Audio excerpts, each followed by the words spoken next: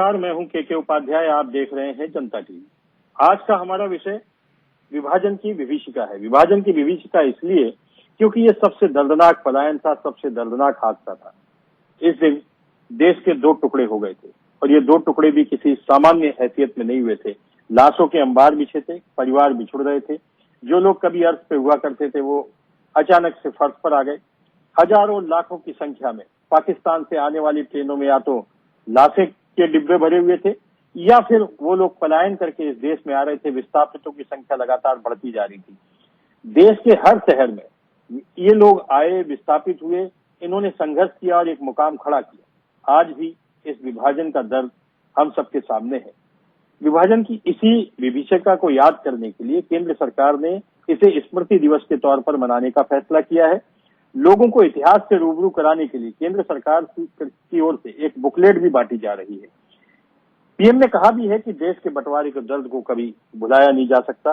नफरत और हिंसा की वजह से लाखों लोगों को विस्थापित होना पड़ा था। यह पलायन की दर्दनाक कहानी, भारत का विभाजन। इस दर्दनाक कहानी पर आज हम बात करेंगे क्योंकि जख्म आज भी उसके गहरे हैं, हरे भी हैं। इससे पहले हम देखते हैं ये एक रिपोर्ट कि क्या था वो विभाजन की विभीषिका। 14 अगस्त 1947 की तारीख भारत भला कैसे भूल सकता है। एक तरफ 200 वर्ष की गुलामी के बाद आजादी मिलने वाली थी तो वहीं दूसरी ओर देश के दो टुकड़े हो रहे थे। लाखों लोग इधर से उधर हो गए, घर बार छूटा, परिवार छूटा, लाखों की जानें गई। यह दर्द था विभाजन का।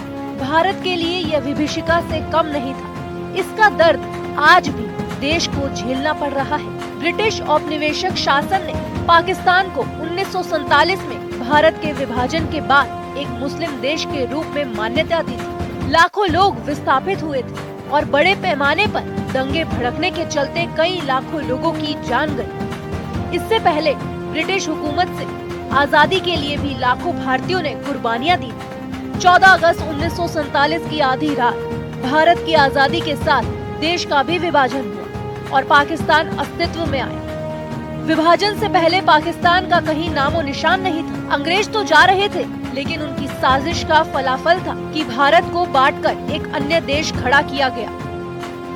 विभाजन की घटना को याद किया जाए तो 14 अगस्त 1947 का दिन भारत के लिए इतिहास का एक गहरा जख्म है। वो जख्म तो आज तक ताज़ा है और भरा भी नहीं। ये वो तारीख है जब देश का बंटवारा हुआ और पाकिस्तान एक अलग देश बना। बंटवारे की शर्त पर ही भारत को अंग्रेजों से आजादी मिली। भारत पाकिस्तान विभाजन ने भारतीय उप महाद्वीप के दो टुकड़े कर दिए, दोनों तरफ पाकिस्तान और बीच में भारत। इस बंटवारे से बंगाल भी प्रभावित हुआ। पश्चिम बंगाल वाला हिस्सा भारत का रह गया और बाकी पूर्वी हिस्सा पाकिस्तान का। पूर्वी पाकिस्तान को भारत ने 1971 में बांग्लादेश के रूप में स्वतंत्र राष्ट्र बनाया। देश का बंटवारा हुआ लेकिन शांतिपूर्ण तरीके से नहीं। इस ऐतिहासिक तारीख ने कई खूनी मंजर देखे। भारत का विभाजन खूनी घटनाक्रम का एक दस्तावेज बन गया जिसे हमेशा उलटना पलटना पड़ता है। दोनों देशों के बीच बंटवारे की लकीर खींचते ही रातों रात अपने ही देश में लाखों लोग बेगाने और बेघर हो गए। धर्म मजहब के आधार पर ना चाहते हुए भी लाखों लोग इस पार से उस पार जाने को मजबूर हुए। इस अदला बदली में दंगे भड़के, कत्लेआम हुए। जो लोग बच गए उनमें लाखों लोगों की जिंदगी बर्बाद हो गई। भारत पाकिस्तान विभाजन की ये घटना सदी की सबसे बड़ी त्रासदी में बदल गई। ये केवल किसी देश की भौगोलिक सीमा का बंटवारा नहीं बल्कि लोगों के दिलों और भावनाओं का भी बंटवारा था। बंटवारे का ये दर्द गाए बगाए हरा होता रहता है। स्पेशल डेस्क जनता टीवी। ये थी एक रिपोर्ट जो दिल दहला देने वाली है। आज भी उस विभाजन के जख्म गहरे। हमें आज इस पर बातचीत करने के लिए हमारे साथ जो मेहमान हैं उनमें है संजय चौधरी जी हैं, भारतीय जनता पार्टी की ओर से हमारे साथ जुड़ेंगे। संजय तिवारी जी हैं, वरिष्ठ पत्रकार हैं, इस विषय पर उनकी काफी अच्छी पकड़ भी है। मन्नू तेजवानी है, विस्थापित परिवार के एक सदस्य हैं, उन्हें हमने आमंत्रित किया है। अरविंद जयतिलक इतिहासकार के रूप में हमारे साथ है। बातचीत की शुरुआत संजय तिवारी जी से करते हैं। संजय तिवारी जी ने इस पर काफी स्टडी भी की है और काफी इन्होंने इस पर आलेख भी लिखे। संजय तिवारी, आज देश के इस दर्दनाक हादसे को, इस पलायन को, जो अब तक का सबसे बड़ा पलायन कहा जाता है, को 75 साल पूरे हो गए और देश 76वें साल आजादी का जश्न मनाने की ओर प्रवेश कर रहा है। अमृत काल के बाद में अचानक से 75 साल बाद स्मृति दिवस मनाने की क्या जरूरत थी? क्या इसका कोई औचित्य आपको नजर आता है? संजय तिवारी जी, उपाध्याय सर, बहुत बहुत धन्यवाद। ये 75 साल पूरे होने के बाद 76वें साल में विभाजन की विभीषिका को याद करना, ये बहुत विलंबित कार्य है। इस विभीषिका को तो बहुत पहले याद किया जाना चाहिए था और मेरी समझ से इसे तो प्रथम वर्ष से ही स्कूली पाठ्यक्रमों में डालकर पढ़ाया जाना चाहिए था कि हम भूगोल के रूप में किस रूप में बटे हैं, जबकि हमारी सांस्कृतिक विरासत कहीं हमें बांट नहीं पाती है। ये जो बार बार विभाजन का दर्द और विभाजन की बात आती है, पता नहीं क्यों सरकारों ने इसे छिपाए रखा। इसे छिपाने वाली बात नहीं थी। मैं थोड़ा सा एक साल और पीछे से आपको लेके चलता हूं, 1946 से। 1946 में भारत की जो स्थिति थी, जो उस समय परिस्थितियां बनी थी, अंग्रेज तो स्वतः जा रहे थे। अंग्रेज तो पराजित थे पूरे विश्व से। अंग्रेजों की हालत ये हो गई थी कि उनके फौजों के पास खाने के ठिकाने नहीं थे। अंग्रेजों की हालत ये हो गई थी कि वो भारत को कहां से संभालते, उनसे लंदन नहीं संभाला जा रहा था। लेकिन कुछ ऐसे लोग थे तत्कालीन राजनीति में, किसी का नाम लेना उचित नहीं है, अंग्रेजों के लिए उनको लगा कि अगर इनका हम इस्तेमाल करेंगे तो बड़ी आसानी से हम भारतीय उपमहाद्वीप से मुक्त भी हो जाएंगे, इसके दबाव से मुक्त हो जाएंगे, को इनके हाल पर छोड़ के इस अवस्था में रखेंगे कि ये हमेशा से हमारी गुलामी स्वीकार करते रहें। अंग्रेजों ने बड़े सलीके से तत्कालीन भारत के तत्कालीन कुछ बड़े लोगों को बड़े सलीके से अपने हाथ में रखा। आप याद कीजिए, 1946 में नोआखाली में दंगे हो रहे थे। नोआखाली कहाँ है? जहां अभी इस रिपोर्ट में बताया गया कि पाकिस्तान के 2 टुकड़े हुए और भारत के 3 टुकड़े हुए और एक टुकड़ा पूर्वी पाकिस्तान और एक टुकड़ा पश्चिमी पाकिस्तान बना, बीच में भारत रह गया, एक सैंडविच। आप कल्पना कीजिए कि अगर बांग्लादेश भी 1971 में न बना होता तो आज भारत की स्थिति क्या होती। मैं 1946 की बात इसलिए कर रहा हूं बार बार कि 1946 में मिस्टर सोहरावर्दी बंगाल के मुख्यमंत्री थे, उस बंगाल के जो अविभाजित था, जिसमें से एक नया बांग्लादेश पैदा हुआ है। 1946 में खासतौर से मैं अक्टूबर महीने की बात करूंगा, अक्टूबर, सितंबर, अक्टूबर, उससे पहले अगस्त, इन 3 महीनों में कम से कम 60 लाख लोगों की हत्याएं हुई थी। 60 लाख, 60 lakhs। ये 75 साल पहले का भारत है। आज से 75 साल पहले 60 लाख लोग केवल बंगाल में मारे गए थे। उन हत्याओं के बाद 2 लोगों को कांग्रेस पार्टी ने वहां पर पर्यवेक्षक बनाकर भेजा था। एक थे इस्माइल साहब और एक थे महात्मा गांधी जी। दोनों लोगों को बंगाल इसलिए भेजा गया कि वो सोहरावर्दी से बात करें और वहां जाने कि वो दंगे क्यों हो रहे हैं, लोग एक दूसरे को काट क्यों रहे हैं। वो बहुत लंबा इतिहास है, बड़ा गहरा इतिहास है। लेकिन 1947 में जब हम आजाद हो गए, जब सोकार्ड हमें आजादी मिल गई, स्वाधीन हो गए, हालांकि ये स्वाधीनता नहीं थी, हम विभाजित हो गए। स्वाधीनता हमें नहीं मिली थी, हम विभाजित हो गए और विभाजित करके 2 ऐसे घर बना दिए गए एक बड़े घर में, जिसमें एक घर का सेना से लेकर सारी व्यवस्था उस समय भी अंग्रेजी हुकूमत ही संभाल रही थी। भारत में सिर्फ अंग्रेजी हुकूमत के तले चलने वाले भारतीय लोगों को सत्ता सौंप दी गई, सत्ता हस्तांतरण किया गया।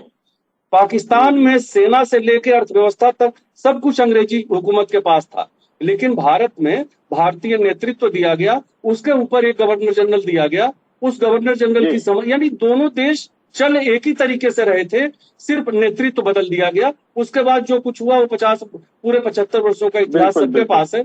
लेकिन आज 75 साल बाद यदि नरेंद्र मोदी जी की सरकार ने विभाजन की उस त्रासदी को, विभाजन की उस विभीषिका को सामने रखने का प्रयास किया है, तो ये इतना बड़ा प्रयास है, क्योंकि बचपन में जब हम 15 अगस्त मनाने चलते थे और विजयी विश्व तिरंगा नारा का गाना गाते हुए प्रभात फेरियां निकालते थे, तब हमें नहीं पता होता था कि हम ये क्यों निकाल रहे हैं। लेकिन आज हम जिस अवस्था में हैं, हमारी नई पीढ़ी जो अभी स्कूलों और कॉलेजों में है, उसके लिए ये जानना जरूरी है कि ये भारत 75 वर्षों में जो बना है ये किस रूप में बना है और 75 साल पहले ये भारत कैसा था। बड़े सलीके ठीक है से, संजय जी, बड़े अच्छे मौके पर। जी ठीक है संजय जी, हम इतिहासकार अरविंद जयतिलक जी से बात करेंगे, लेकिन उससे पहले फोन लाइन पर मेरे साथ भारतीय जनता पार्टी के प्रदेश प्रवक्ता है संजय चौधरी जी। संजय चौधरी जी, एक सवाल आपसे भी ये बनता है कि अचानक से आपको इस विभाजन की विभीषिका का स्मृति दिवस मनाने की याद क्यों आई? क्या 2024 के चुनाव नजदीक हैं इसलिए, या फिर एक आरोप भारतीय जनता पार्टी पर हमेशा लगता रहता है कि भारतीय जनता पार्टी एक सांप्रदायिक पार्टी है, हिंदू मुस्लिम में विभाजन करके वो वोटों का विकेंद्रीकरण करना चाहती है? क्या ये सच है या इसके पीछे मंशा बहुत साफ सुथरी है? संजय चौधरी। देखिए, जहां तक विभाजन विभीषिका स्मरण दिवस को मनाए जाने की बात है तो ये पहली बार 2021 में मनाया गया और इसके पीछे नरेंद्र मोदी जी ने इसकी घोषणा की थी और हम इसे धीरे धीरे मनाने के लिए वर्ष में 14 अगस्त के दिन को, जिस दिन देश का विभाजन हुआ और विभाजन की विभीषिका जिस प्रकार से संजय तिवारी जी ने बताई है, तो इसमें जो शरणार्थी थे, जो पीड़ित थे, तो पीड़ित और पीड़ाओं को याद करने का दिन है। वास्तव में ये जो विभीषिका में जो दर्द झेला है, विभीषिका में जो दंश झेला है, विभीषिका में जो पीड़ा झेली है, वो हमारे ही अपने लोगों ने झेली है, इस देश के नागरिकों ने ही झेली है। वे शरणार्थी बनकर इस देश में अलग अलग जगहों पर विस्थापित की तरह रहे। उन्होंने जिस प्रकार से कहते हैं कि 1.5 करोड़ से ज्यादा लोग इसमें बेघर हो गए, इधर से उधर गए, लाखों लोग इसमें मार दिए गए। महिलाओं के साथ जिस विभीषिका का दंश झेला उन्होंने, उनके साथ बलात्कार हुए। हमने ट्रेनों में आती हुई लाशों को देखा है, जलते हुए घरों को की पीड़ा को इस देश ने देखा है। तो मुझे लगता है कि जो पीड़ा देश ने झेली है, जो देश के नागरिकों ने दंश झेला है, कोई भी देश का पीड़ित वर्ग अगर कोई है तो उनके दर्द से रूबरू होना उस देश के लिए आवश्यक है। और जो भी समाज, जो भी संगठन, जो भी सभ्यता अगर अपने इतिहास से सबक नहीं लेती है तो निश्चित रूप से वो नष्ट हो जाया करती है। और इसीलिए जिस देश ने इस प्रकार से इतने बड़े दंश को झेला है, ये दुनिया का सबसे बड़ा अपने आप में विभीषिका का दिन है। इसकी तुलना जर्मनी के नरसंहारों से की जाती है, अतिरेक है। और मुझे लगता है कि इसके जिम्मेदार जो लोग रहे थे, और तिवारी जी बता रहे थे कि 1946 से, मुझे लगता है कि 1944 ही वो दिन था जब ब्रिटेन में चुनाव होते हैं और ब्रिटेन की जनता से ये वादा किया जाता है कि इंग्लैंड के खजाने खाली हो जाते हैं और भारत में वो अब शासन नहीं कर पाएंगे। तो जो लेबर पार्टी की जीत होती है उसके बाद ये ब्रिटिश सरकार ने ही ये घोषणा की 1945 के अंत में कि ब्रिटिश राज को समाप्त करने का निर्णय ले लिया गया है। यानी कि 45 में ही इस प्रकार का निर्णय हुआ, लेकिन इस निर्णय के आने के बाद 45 से लेकर 47 तक का जो सत्ता का संघर्ष है वो इस बात को प्रमाणित करता है कि भारत के नागरिकों का वो भूभाग कैसे अलग हुआ। और इसके लिए अंग्रेजों के बनाए हुए ही दोनों दल थे। मुस्लिम लीग जब ढाका में बनी और हमने देखा है कि कांग्रेस जब बनी तो उसके पीछे अंग्रेज थे, तो अंग्रेजों के बनाए हुए राजनीतिक दल मुस्लिम लीग और कांग्रेस वो इस मत पर सहमत हो गए कि हम इस देश का विभाजन करेंगे। और जिस जल्दबाजी में देश का विभाजन कराया वो इस विभीषिका के लिए पूरी तरह से जिम्मेदार है। लोगों ने सत्ता के लिए अपने ही देश के नागरिकों को इस विभीषिका को झेलने के लिए उसमें गर्त में डाल दिया। और 45 के बाद मुझे लगता है कि 46 तो नहीं। लाइन पर बने रहिए, हमारे साथ इतिहासकार है, आपने बहुत सारे सवाल भी खड़े कर दिए हैं। हमारे साथ अरविंद जयतिलक जी हैं। अरविंद जयतिलक जी, एक सवाल आपसे ये बनता है कि एक्चुअल में सच्चाई क्या थी? क्या इसका इतिहास रहा है? इसकी नींव कहाँ से पड़ी? कुछ इतिहासकार ये कहते हैं कि इसके पीछे वीर सावरकर का भी हाथ था। उन्होंने द्विराष्ट्रवाद के सिद्धांत को स्वीकार कर लिया था, लेकिन द्विराष्ट्र के सिद्धांत की जो नींव पड़ी थी वो 1857 के बाद 1897 या 1888 के आसपास कुछ पड़ी थी। मुझे ठीक से याद नहीं आ रहा क्या तारीख थी। मैं आपसे जानना चाहता हूँ, ये जो मुस्लिम और हिंदू के बीच में जो खाई गहरी हुई थी उस काल में, तो क्या वो अंग्रेजों की नीति थी? और अगर वो नीति ऐसी थी तो क्या हमारे जो उस समय के नेतृत्व करता थे इसे टाल नहीं सकते थे? आखिर क्या था, इतिहास क्या था, सच्चाई क्या थी? अरविंद जी। आदरणीय उपाध्याय सर, आपने जो विषय रखा है इसके दो परिप्रेक्ष्य हैं, यानी दो आयाम से इसको देखा जा सकता है। एक तो आपने अन्य पैनलिस्टों से सवाल किया कि भारतीय जनता पार्टी यानी मौजूदा सरकार को भारत विभाजन की विभीषिका अचानक क्यों याद आई, और दूसरा इसका परिप्रेक्ष्य विभाजन को लेकर के है, जिस पर आदरणीय तिवारी जी और चौधरी जी ने अपनी बातें कही। देखिए, किसी भी राष्ट्र की जीवंतता के लिए उसका जो अपना एक इतिहास होता है, उसकी अपनी जो सांस्कृतिक पूंजी होती है, उसको जानना बड़ा जरूरी होता है। वैसे भी तब जब आजादी के बाद जो है तीसरी चौथी पीढ़ी आ गई है, और आज के दौर में जिस तरह से दुनिया तेजी से बदल रही है और उदारीकरण का दौर है, जहाँ पे मूल्य पीछे छूटते जा रहे हैं, इतिहास पीछे छूटता जा रहा है, तो एक जिम्मेदार सरकार की यह नैतिक उत्तरदायित्व बनता है कि राष्ट्र के लोगों को, विशेष रूप से नौजवानों को जो है इस विभीषिका के बारे में बताए कि कोई राष्ट्र जब बंटता है या कोई घर बंटता है तो किस तरह का दर्द उत्पन्न होता है और कैसे लोगों के जो है खून कत्ल से जो है धरती लाल हो जाती है।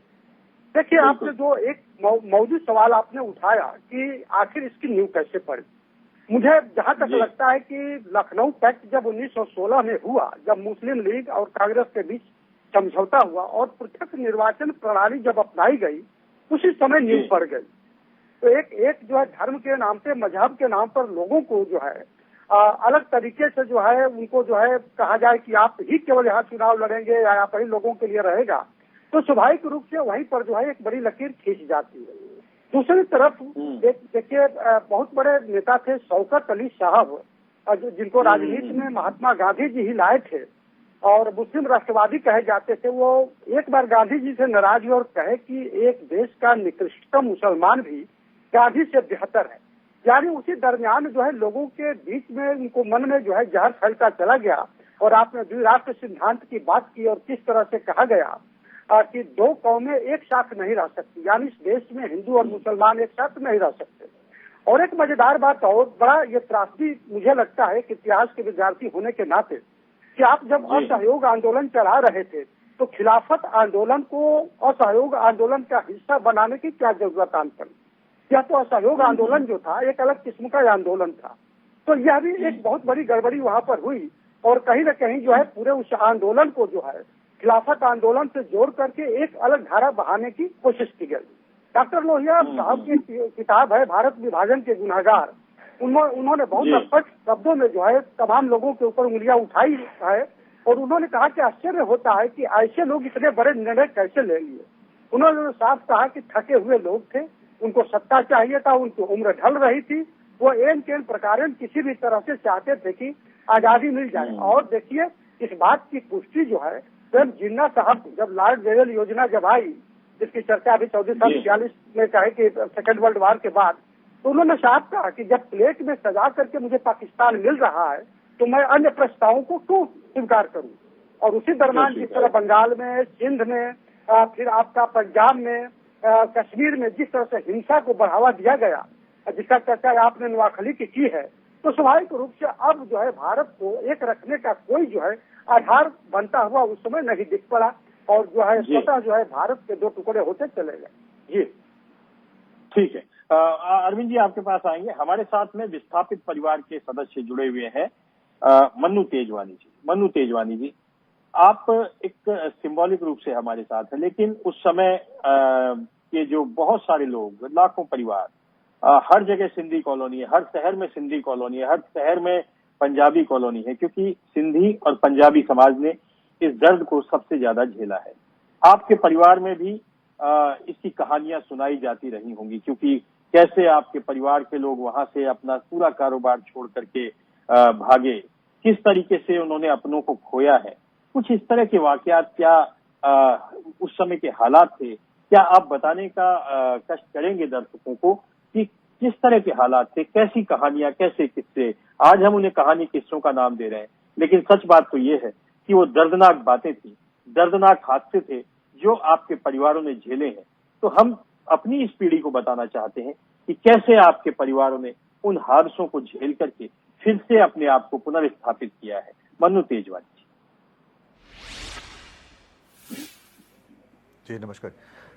जैसा आपने बताया कि देखिए, जब दो फड़ होते हैं तो परिवार में ही कुछ विवाद जब होता है तभी वो परिवार से कुछ सदस्य अलग होते हैं। हमारा एक हिंदुस्तान जो कांधार, सिंध, पंजाब, कहाँ से कहाँ तक फैला हुआ था, अब इस बीच में दो भाई अलग हुए, जिसमें एक मुस्लिम भाई अलग हो गया, हिंदू भाई अलग हो गया, उसमें कुछ यहाँ रह गए, कुछ वहाँ चले गए। तो ये जो विभाजन हुआ, यहाँ परिवार में एक कोई सदस्य ऐसा होता है जो अपने स्वार्थ के लिए कहता है मेरे को सत्ता चलानी है, या मेरे को हिस्सा ज़्यादा चाहिए, या मेरे को अपना परिवार, अपना वंश, अपना सब कुछ चलाना है। तो वहाँ ये सब चीज़ें, दिक्कतें आती हैं। ईश्वर का मैं शुक्रगुजार हूँ कि मैं यहाँ हिंदुस्तान में पैदा हुआ 1960 के बाद, और अपने दादा दादी से मैंने जो कहानियाँ सुनी हैं, और मैं उसको महसूस तो कर सकता हूँ, लेकिन उसको मैं उजागर नहीं कर सकता कि आपके सामने एक फिल्म की तरह मैं चला दूँ, आप उसको देख पाओ। लेकिन वो जब चीज़ें याद आती हैं तो हम सोचते हैं कि हमारे बड़े बुजुर्गों ने कैसे झेला होगा। आज हम कश्मीर फाइल लेकर के बात करते हैं तो एक अंदर से एक रोंगटे खड़े होते हैं। तो वो मंजर तो उससे 10 गुना ही आगे था। यहाँ पे अगर हजारों मरे हैं तो वहाँ लाखों मरे थे। बिल्कुल। हमारे बाप दादा वहाँ पे एक अच्छी स्थिति में थे, बिजनेसमैन थे, बड़े घर थे, हमारे झूले लगे हुए थे, औरतें वहाँ झूले में झूल करके सब्जियां काटना, सब कुछ, बहुत बड़ा आंगन वगैरह सब कुछ था। अंत में क्या हुआ कि ये दो चीज़ों ने, जो राजनीतिक जो दल हुए, कि एक जिन्ना जी हो गए, नेहरू जी हो गए, इनके जो भी अपने जो भी कारण रहे, वो स्वार्थ का नाम दीजिए या अपने मजहब का नाम दीजिए, कुछ भी दीजिए, उन सबकी पीड़ा झेली किसने? एक आम आदमी ने। अब वो वहां से जब भागे हैं, अपना परिवार छोड़ करके, अपनी प्रॉपर्टी छोड़ करके, चलता हुआ बिजनेस छोड़ के, हमारे समाज में, मोहल्ले में कोई पांडे जी हैं, कोई मिश्रा जी हैं, कोई खान साहब हैं, उन सबका प्यार छोड़ करके यहाँ आए। वहां से भागते हुए जब आए हैं तो क्या उन लोगों ने क्या किया? अरे आपको बंटवारा करना है, जैसे आज हमारे परिवार में बंटवारा होता है तो हम सभ्य तरीके से करते हैं, भाई ये तुम्हारा हिस्सा है, ये तुम्हारा हिस्सा है, तुम ले लो। तो हम लोग एक बैठ करके अलग अलग हो जाते हैं। वहां तो मारपीट ऐसे कर दी, जवान बच्चियों को उठा ले गए, उसके बाद दुष्कर्म किया। तो ये तो सब मेंटल लेवल इतना खराब था उस समय, जब जो चीजें बताई गई हमको, मैं बहुत सी चीजें नहीं बता सकता इस पे, लेकिन वो सब चीजें सुनकर रोंगटे खड़े होते हैं। आज हम जब वहां से यहाँ आए, यहाँ आने के बाद हमारे पास पैसे नहीं थे, हमारे ग्रैंडफादर के पास। उनके 4 बेटे, हमारे पापा के 3 भाई, मतलब हमारे पापा मिला के 4 भाई। अब 2 परिवार बॉम्बे में उतर गए, 2 परिवार मध्य प्रदेश में आ गए, फिर वो एक दूसरे को सर्च करते करते करते करते एक फैमिली यहाँ यूपी में आ गई। हाँ जी, हेलो हाँ जी, एक फैमिली लखनऊ आ गई। तो लखनऊ में जब यहाँ पे एक लिंक बनता चला गया, तो जो बॉम्बे में थे वहाँ पे पता चला, और जो एमपी में थे, ग्वालियर में, वहाँ पता चला। फिर वो सब धीरे धीरे करके हम लोग यहाँ लखनऊ में बसे। अब लखनऊ में क्या स्थिति, जो वहाँ से थोड़े पैसे लेके यहाँ आए, अब उसमें, अब देखिए आज की तारीख में जनरेशन में क्या है, बच्चे कितने पैदा होते हैं? 1 या 2। उस समय तो 5-5, 8-8 बच्चे पैदा होते थे। वो बड़ा बड़ा परिवार, उन सब के लिए इंतजाम करना रोटी का रोज रोज, तो पैसे कितने दिन चलेंगे? ज्यादा दिन चल नहीं पाए।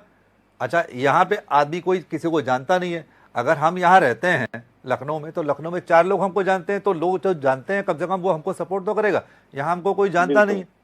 उस हिसाब से हम लोगों ने यहाँ पे, हमारे पापा लोग जैसे बताते हैं कि हमने बैलून फुला फुला के बेचे, रेलवे में काम किया, 4 आने पैसे किलो के हिसाब से बोझा ढोया। हमारी मम्मी ने कपड़े खुद हाथ से सिल रहे, तब मैं स्कूल पहन के जाता था नहकर। तो वो मंजर सोचिए कि एक छोटे से मोहल्ले में रहना, हम लोग का वहां पर रहना, रह करके वहां सरवाइव करना, और इतनी स्थिति खराब थी कि एक तो खाने के लाले, फिर रोजगार ढूंढो, रोजगार ढूंढने के बाद अब जब बच्चे ज्यादा हैं तो हर साल एक शादी करनी है। अब शादी तो कोई गुड़िया वाला तो खेल है नहीं कि यूं लड़की दे दी और यूं लड़का ले लिया। अब उसके लिए भी हमें पैसे का इंतजाम करना है। तो अब उस शादी में मतलब 6 महीने 8 महीने या साल भर में जो कमाया वो पैसा फिर उसमें चला जाता था। तो ऐसे कई साल चला हमारे यहाँ। अब जाकर के धीरे धीरे 1965 के आसपास हमारे जो सबसे छोटे चाचा जी थे उन्होंने तो थोड़ा इलेक्ट्रॉनिक्स का काम सीखा। उन्होंने कहीं जॉब किया, एक रेडियो मैकेनिक बने, रेडियो का ज़माना था। वो धीरे धीरे करते करते आज हम यहाँ पे स्थिति जो नाका हिंडोला है वहाँ पे हमारी एक फर्म है मन्नू रेडियो, दूसरी फर्म है Sindh radio, Shiva electronics, silver leaf. तो ये हम लोगों ने बहुत ईमानदारी से और बहुत जज्बे से काम किया कि हमको यहाँ पर अपने आप को मतलब दिखाना है कि हम कहीं भी रहें, हम अपने आप को दिखा करके कोई बेईमानी नहीं हमें करनी है। आप हमको यहाँ रखिए, वहाँ रखिए, हिंदुस्तान पूरा हमारा। वो भी जो पाकिस्तान का टुकड़ा जो आज कहते हैं हम लोग कि पाकिस्तान है, वो भी हमारा ही टुकड़ा था, हमारा ही हिस्सा था। बिल्कुल बिल्कुल। तो हम कोई वैसे रिफ्यूजी या वैसे नहीं आए। जब वो हमारा पार्ट था, एक भाई को दे दिया, चलो ठीक, खत्म हो गई। लेकिन उसमें न्यूसेंस इतना न फैला करके एक दूसरे से भाईचारा बना के रखें। अगर आप अपनी जगह हो, हम अपनी जगह हैं, छोटा भाई कम कमा रहा है, बड़ा भाई ज्यादा कमा रहा है, या बड़ा भाई कम कमा रहा है। मनु जी आपसे मैं दोबारा आपके पास आऊंगा।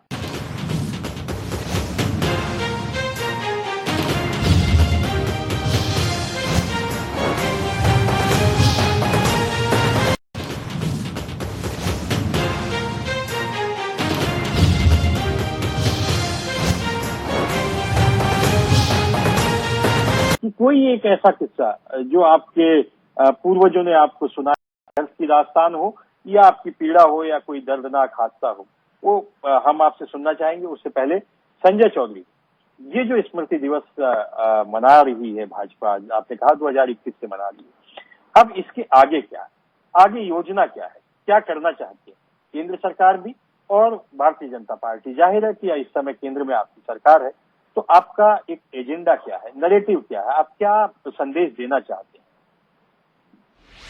इसमें तो पहले संदेश ये है कि जो शरणार्थी हैं उनके साथ देश की संवेदना हो।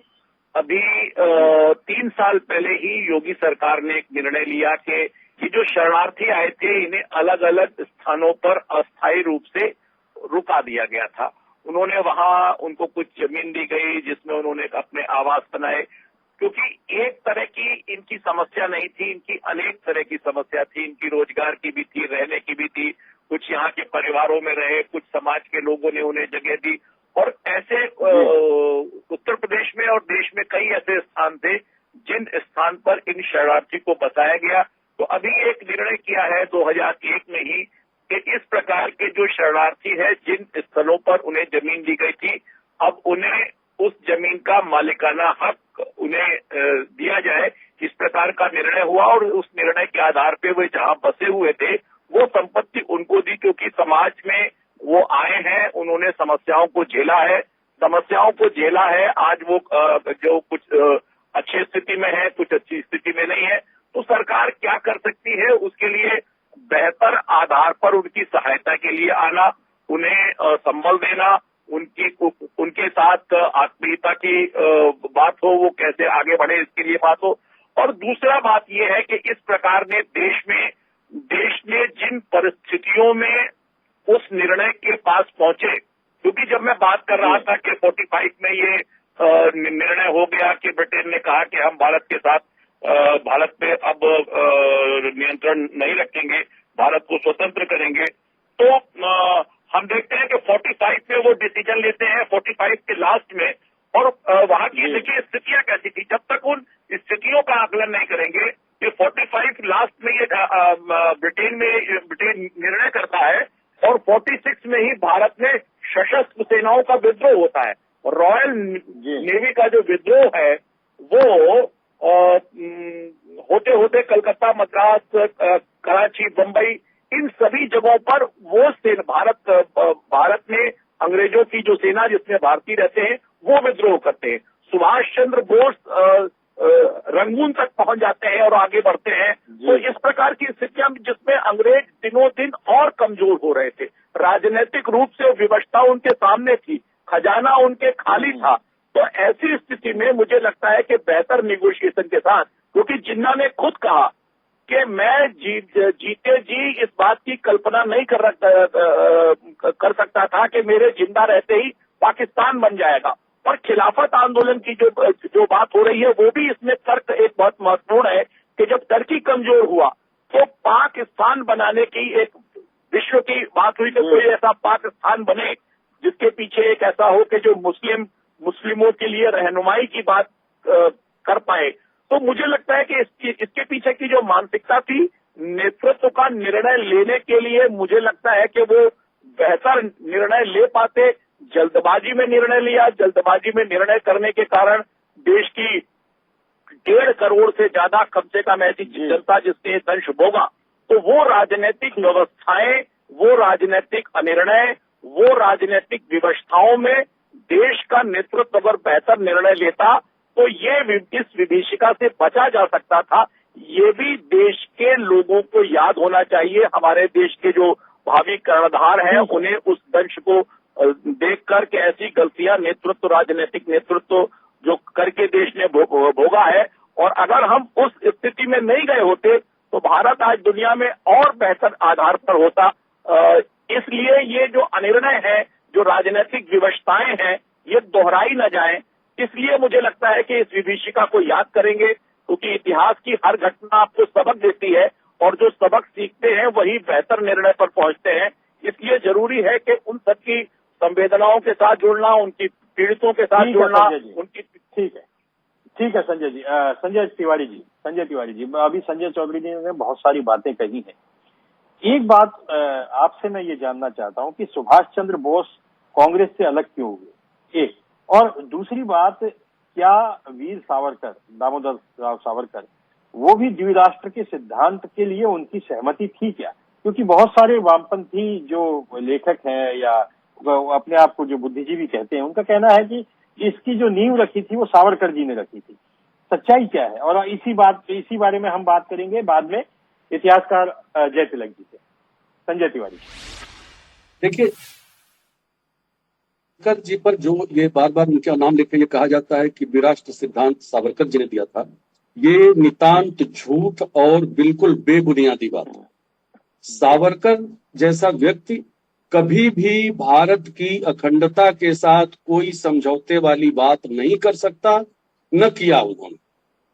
ये द्विराष्ट्र सिद्धांत चाहे जब आया हो, आया है मुस्लिम पक्ष की तरफ से है, और इसे स्वीकार करने का पूरा पाप अखिल भारतीय कांग्रेस कमेटी ने किया था। बड़ी स्पष्ट है, इतिहास एकदम स्पष्ट है, इतिहास में कोई कंफ्यूजन नहीं है। नेताजी के कांग्रेस से अलग होने का कारण बहुत साफ है। आज की तारीख में हम, चूंकि नेताजी नहीं है, जो उस समय की परिस्थितियां थी वो नहीं है, लेकिन आज अगर हम बिल्कुल जैसे अभी अरविंद जी बात कर रहे थे, बहुत सलीके से बात कर रहे थे, एक इतिहास बोध के साथ बात कर रहे थे, आज हम ये अगर विवेचना करें कि नेताजी को कांग्रेस क्यों छोड़नी पड़ी, तो आप बताइए, कोई भी व्यक्ति ऐसे संगठन में क्यों रहना चाहेगा जिस संगठन में लोकतांत्रिक कोई मूल्य बचा ना? चुनाव होते हैं, 14 राज्यों की असेंबली से एक नाम चुन के आता है, एक जगह एक दूसरा नाम चुन के आता है। जो व्यक्ति कांग्रेस के उस पूरे चुनाव में शामिल नहीं है, जो उससे कोई लेना देना जिसका नहीं है, वो एक निर्णय सुना देता है कि नहीं, जो जीत के आया वो नहीं होगा, ये होगा जिसका नाम मैं दे रहा हूं। यानी कांग्रेस संगठन से ऊपर एक व्यक्ति होता था। यानी देश का निर्णय, देश की राजनीति का निर्णय, देश के भविष्य का निर्णय एक व्यक्ति कर रहा था, नाम लेने की जरूरत नहीं है। वो थोप रहे थे, कांग्रेस उसे मान रही थी और उस पर देश चल रहा था। नेताजी अलग हो गए, अलग होना स्वाभाविक था। मैं आपको एक उदाहरण याद दिलाना चाहूंगा, बहुत ताजा उदाहरण है, काकोरी कांड। अब देखिए कहां से कनेक्शन होता है। काकोरी कांड के एक बड़े वीर रहे हैं रामकृष्ण खत्री साहब, बहुत दिनों तक जीवित थे, लखनऊ में ही रहते थे, लालबाग में। मैं उनसे कम से कम 10 बार मिला हूं। रामकृष्ण खत्री साहब जो आरोपी थे काकोरी कांड के, 10 बार मिला हूं मैं उनके 10 इंटरव्यू किए हैं मैंने। और रामकृष्ण खत्री साहब का कहना था कि संजय जी, देश तो 1930 में आजाद हो जाना चाहिए था, यदि आजादी मिलनी थी तो 1947 में आजादी नहीं मिली। 1947 में अंग्रेजों ने 2 लाइन खींच दी और कह दिया जिसको जहां कब्जा करना है कर लो, और उसमें एक तरफ ऐसे लोग जाके कब्जा करने लगे जिनका उस भूमि से कोई लेना देना नहीं था। अब कल्पना करिए, आज से 75 साल पहले पाकिस्तान के, वर्तमान पाकिस्तान के सिंध में, बलोच में और पंजाब में जो लोग रहते होंगे, जब लखनऊ, फैजाबाद, रामपुर और इधर के लोग जाते थे और वहां वो कहते थे कि भैया आप हटो, हम यहाँ आए हैं रहने के लिए, ये हमारा पाकिस्तान है, बताइए उन पे क्या बीतती होगी। न उनकी भाषा, न उनकी शैली, न उनकी संस्कृति, न उनकी जमीन, वो तो हतप्रभ थे। अरे ये क्या हो रहा, ये कौन लोग आ गए, ये कहां से आ गए। अच्छा, वो अभी वहीं पड़े हैं, तब तक उनको खदेड़ा जाना शुरू हो गया। भारत में तो किसी ने किसी को नहीं खदेड़ा। भारत में जितने भी मुसलमान भाई थे, कोई एक प्रमाण दे दे कि किसी को किसी ने खदेड़ा हो। भारत में तो ये कह दिया गया कि जिसको रहना है वो यहाँ रह सकता है, जिसको जाना है वो जा सकता है। यहाँ तक कि जाने के बाद भी बहुत सारे लोग वहां से लौट के आ गए। यहाँ तक कि योगेंद्र मंडल साहब लौट के आ गए, जो पाकिस्तान के पहले कानून मंत्री थे, पाकिस्तान का संविधान बनाया, लेकिन आके बंगाल में मर गए, कोई जानता नहीं है उनको। तो पाकिस्तान का निर्माण कब्जा करके हुआ है, ठीक उसी नीति पे हुआ है जो नीति 1400 साल पहले से चल रही है, कोई नई चीज नहीं। हम कोई इनसे पूछे, धार्मिक आधार पे ये कहते हैं ना कि पाकिस्तान बना है, मजहब के आधार पे बना है। किस मजहब के आधार पे बना है? आखिर वहां क्या हुआ था जब हुसैन मारे? किस मजहब के लोगों ने हुसैन को मारा था? वो कौन से लोग थे, कहां से आए थे? मोहम्मद साहब के नवासों को किसने मारा? उनके परिवार को किसने मारा? ये सर लगातार विश्व की त्रासदी बनने वाली एक प्रक्रिया है, जिस प्रक्रिया के तहत भारत का विभाजन किया गया। कथित भारत का विभाजन नहीं हुआ, एक भूगोल पर कब्जा हुआ। वो कब्जा हट जाएगा, ऐसा नहीं है कि वो आजीवन रहने वाला, वो हटेगा भी। पाकिस्तान की जो परिस्थितियां हैं उसमें बहुत दिनों तक पाकिस्तान नहीं रहने वाला है। ये नाम निश्चित तौर पर भविष्य में मिटने वाला है। भूगोल जो होता है मूल वही रहेगा। वो अखंड भारत का हिस्सा है, भारतीय संस्कृति का हिस्सा है। भारत की संस्कृति उसे आज भी प्यारी लगती है। आप बलूचिस्तान चले जाइए, आप सिंध में चले जाइए, आप पंजाब में चले जाइए, ये बड़ी विभीषिकाओं का दौर रहा है सर। पिछले 75 वर्ष देश ने झेला है। आज इसको लाने का सिर्फ एक मकसद हमको समझ में आ रहा है कि सरकार ने सोचा कि आजादी या स्वाधीनता हमें उस वैधानिक तरीके से तो मिली नहीं। अब अगर हम सांस्कृतिक रूप से, हमारे शब्दों पे ध्यान दीजिएगा, हम यदि अब सांस्कृतिक रूप से स्वाधीन हो रहे हैं, अगर हम स्वराज की परिकल्पना में तिलक के आ रहे हैं, तो हमें अपने बच्चों को, अपने भविष्य की पीढ़ी को उन सारे तथ्यों से अवगत कराना होगा जो बीते 75 वर्षों में एक ट्रांजिट पीरियड के रूप में बीता है। इन 75 वर्षों की शिक्षा, इन 75 वर्षों का विकास, इन 75 वर्षों के कार्य, इन 75 वर्षों की राजनीति बिल्कुल भारतीय नहीं रही है। 2014 के बाद से नए भारत का जो उदय हुआ है, नए भारत का हुआ है, इस नए भारत के नए बच्चों को, नई पीढ़ी को बताना जरूरी है कि बीते 75 वर्षों में जो हुआ उसके मूल में क्या था, कैसे था और क्यों। ठीक है संजय जी। अरविंद जयतिलक, एक सवाल आपसे भी है कि एक हमारा राष्ट्रगान है, उसमें आता है पंजाब, सिंध, गुजरात, मराठा। अब सिंध तो हमारे पास है नहीं। ये कैसा दर्दनाक हादसा इस देश ने झेला है? क्या, जैसा अभी संजय तिवारी जी कह रहे थे, कि क्या ऐसा हो सकता है कि हमारे कुछ हिस्से वापस हमारे पास आ जाए? क्या आपको भविष्य में ऐसा दिखाई देता है, चाहे वो पाकिस्तान के हालात हो, चाहे बलूचिस्तान में लगातार जो मांगे चल रही हैं, क्या कोई एक हिस्सा वापस भारत का हिस्सा बन सकता है? तो क्या, एक तो ये, और दूसरा ये जो स्मृति दिवस मनाया जा रहा है उसमें कुछ चीजें हैं, हम इतिहास के तौर पर आपसे जानना चाहते हैं। मेरा संजय तिवारी जी से भी सवाल था, आपसे सवाल ये है कि सावरकर की भूमिका इस द्विराष्ट्र के सिद्धांत में क्या थी? जय तिलक जी, आदरणीय उपाध्याय सर, अभी संजय तिवारी जी ने बहुत बढ़िया तरीका से समझाया। मैं 2-3 बातें स्पष्ट करूंगा। हम वामपंथी लेखकों को जाने दीजिए, उनको लेखन को लेकर के तरह पूर्वाग्रह थे, क्या थे, नहीं थे, उन विवादों में पढ़ने की कोई जरूरत नहीं है। मैं 2 लोगों का नाम लूंगा। एक जो है पाकिस्तान के बहुत बड़े पत्रकार रहे हैं नजम सेठी साहब, और वो फ्राइडे टाइम्स के संपादक रहे हैं।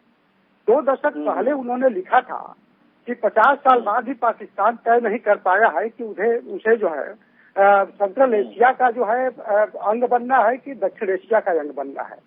वह यह नहीं तय कर पाया है कि वह जो है सऊदी अरब और ईरान बनना चाहता है या जॉर्डन या मिस्र बनना चाहता है। आगे वो यह भी लिखते हैं कि मैं आज तक नहीं समझ पाया कि 1940 के लाहौर अधिवेशन में जिन्ना साहब जो है द्विराष्ट्र सिद्धांत की मांग क्यों की है।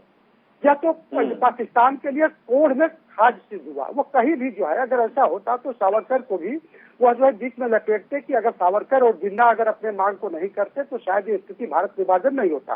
पहली चीज। दूसरी चीज, एक जो है मुस्लिम लीग के बहुत बड़े नेता थे खलीकू जमा साहब, उनकी एक किताब है पाथवे टू पाकिस्तान। उसमें उन्होंने भारत विभाजन के बारे में बहुत कुछ लिखा है। उन्होंने 2 घटना का जिक्र किया। मैं 2 घटना को जो पढ़ा उसमें एक घटना यह उन्होंने लिखा है कि अगर अलीगढ़ यूनिवर्सिटी का नींव नहीं रखी गई होती, यूनिवर्सिटी नहीं होता तो पाकिस्तान का निर्माण नहीं होता। उन्होंने कहा कि एक बार मौलाना अबुल कलाम आजाद साहब चूंकि भारत विभाजन के बहुत घोर विरोधी थे, वहाँ पे छात्रों को जो है समझाने आए थे कि नहीं हिंदू मुसलमानों को साथ रहना चाहिए। तो उस समय जो है जो जिन्ना समर्थक लोग थे उनके मुंह पर थूक दिए थे। दूसरी उन्होंने बात लिखा है कि द्विराष्ट्र का सिद्धांत जो है मुस्लिम लीग का था और मुस्लिम लीग ने ही पाकिस्तान की मांग की और इसे पाकिस्तान के लिए पूरी तरह विभाजन के लिए मुस्लिम लीग ही जिम्मेदार है। वो मुस्लिम लीग के नेता भी थे और वो इस चीज को मानते हैं। तो अब रही बात सावरकर को विमर्श में लाने की, तो हो सकता है कि और कुछ पक्ष सामने खुल करके आए, उस पर हो चर्चा, ये एक चीज हो सकता है। हाँ, आपका दूसरा सवाल यह है कि क्या भारत अपना पुराना जो वैभव है, जो एक हिस्सा है जिसको लेकर के आज भी विवाद है, जो पाकिस्तान ऑक्युपाइड कश्मीर है, तो भारत तो देखिए दुनिया में जिस तरीके से आगे बढ़ रहा है, चाहे अर्थव्यवस्था के मामले में, चाहे सैन्य सफलता के मामले में, तो स्वाभाविक रूप से उसकी स्वीकार्यता ग्राह्यता पूरे विश्व में बढ़ रही है। दूसरी चीज पाकिस्तान का देखिए बदहाली के कगार पर शुरुआती दौर से देखिए ना, हम लोग 3 साल बाद जो है संविधान बना लिए और पाकिस्तान में 9 साल तक संविधान नहीं बना। उसका जो है 4 प्रधानमंत्री, 4 गवर्नर जनरल और 1 राष्ट्रपति तब तक शासन कर चुके थे। तो स्वाभाविक रूप से भारत की नजर जो है पीओके पर है। आपने देखा कि जिस तरह 370 खत्म किया गया, भारतीय जनता पार्टी का एक जो सांस्कृतिक राष्ट्रवाद का एजेंडा या पीओके को लेकर के जो अपना उसका आग्रह है, स्वाभाविक रूप से मुझे लगता है कि वह जो है अपने एजेंडे पर आगे बढ़ेगी। क्योंकि एक लोकतांत्रिक देश में जो कुछ भी होता है उसके पीछे अपना एक जो है राजनीति भी होता है और जो है उस राजनीति को हम आप दरकिनार नहीं कर सकते, उसका एक बड़ा आयाम अपना है। तो निसंदेह जो है वह भी एक विमर्श के केंद्र में है। और मुझे लगता है बावजूद इन सबके जो है अगर राष्ट्र के लोगों में विशेष रूप से जो नई पीढ़ी है उनमें जो है राष्ट्र के प्रति, अपने मूल्यों के प्रति, अपनी सांस्कृतिक विरासत के प्रति अगर जो कुछ भी कार्यक्रम चलाया गया, चाहे वो सत्ता पक्ष द्वारा हो, विपक्ष पक्ष द्वारा हो, वो स्वागत योग्य है। जी ठीक है जैसा मन्नू तेजवानी जी, जैसा मैंने आपसे पहले ही कहा था कि आप उससे अब हम ये जानना चाहते हैं कि उस दर्दनाक पलायन का कोई एक किस्सा जो आप शेयर करना चाहते हो, जो आपके पूर्वजों ने आपको बताया। एक तो दर्दनाक ये था किस्सा कि हमारे जो ग्रैंडफादर है वो बताते थे कि जब परिवार के जितने भी सदस्य थे कुछ पहले गए फिर बाद में गए, क्योंकि हमारी जो प्रॉपर्टी थी उसको भी देखना था, जो कैश था या गोल्ड था उसको भी लाना था। तो हमारे ग्रैंडफादर वहाँ रुके, बाकी सब 4 बच्चों को उन्होंने भेजा, जिसमें महिलाएं भी थी और सब कुछ थे। तो हमारे जब ग्रैंडफादर रुक गए वहाँ पर, तो लास्ट में जब आए तो वहाँ से जब वो बाई शिप आ रहे थे तो जी, और उस फैमिली में एक बच्ची थी और एक छोटा सा लड़का था और उसके फादर थे, 3 लोग थे। और तो ये लोग जब अपने घर से निकले और छुपते छुपाते जैसे आगे बढ़ रहे थे, तो ये किसी एक, मेरे को स्टेशन का नाम याद आ रहा है कौन सी स्टेशन थी, तो वहां तक ये लोग पहुंचे थे। तो वहां पे जो फौज खड़ी थी, तो उन्होंने तो पहले सबसे पूछा कि अगर आपके पास कोई आर्म्स वगैरह हैं तो वो आप यहाँ पे डिपॉजिट कर दिए, उसके बाद आपको यहाँ से आगे जाना है, तो कोई खतरा नहीं है, जैसा भी करके जो भी बोला हो उन्होंने। वो जिसके पास जो भी चीज थी उन्होंने, वहाँ किसी के पास तलवार होगी या जो भी होगा, चाकू होगा, वो रखा होगा, जो भी होगा। तो अब सब तो निहत्थे हो गए उस समय। तो जो फौज ने बोला उसके बाद वो फौज वहां से चली गई।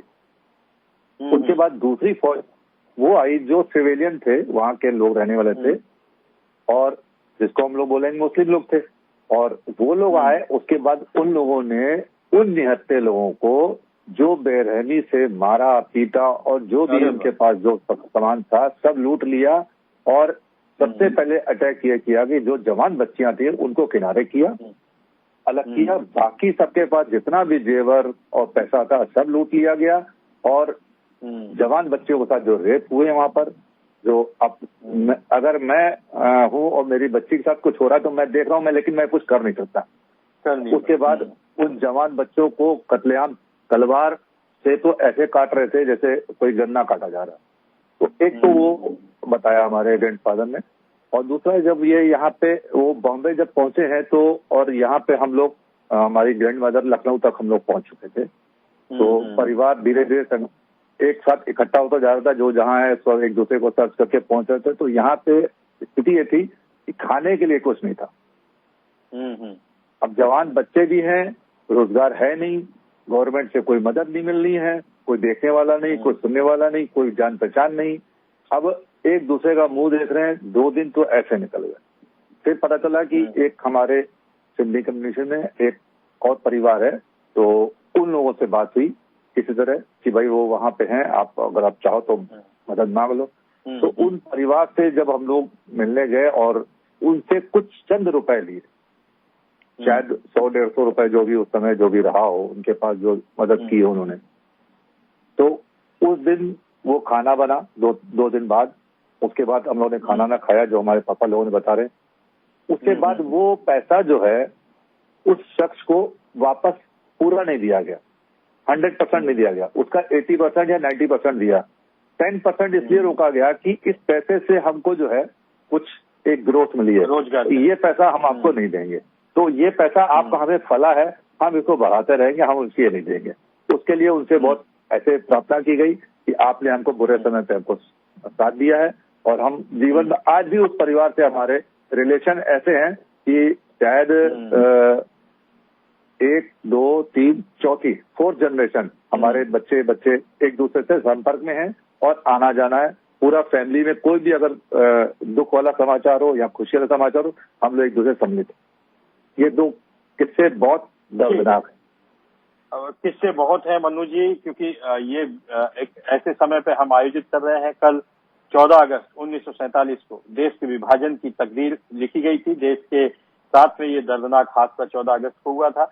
इसीलिए हमने आज ये डिबेट की कि नई पीढ़ी को पता चले कि ये विभाजन की दास्तां आखिर क्या थी। हमारे साथ हम बहुत सारे सवाल इस पर कर सकते थे। हमारे साथ विद्वान इतिहासकार संजय तिवारी जी, संजय चौधरी जैसे लोग थे, लेकिन समय कम है, इसलिए जो मेहमान हमारे साथ इसमें जुड़े उन सबका बहुत बहुत धन्यवाद, शुक्रिया।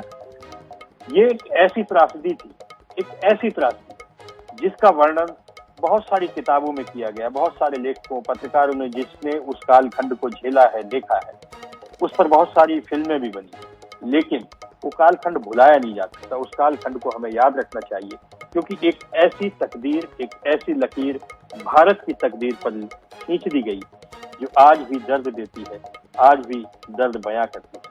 आप जुड़े रहिए जनता टीवी के साथ, समाचारों का सिलसिला जारी रहेगा।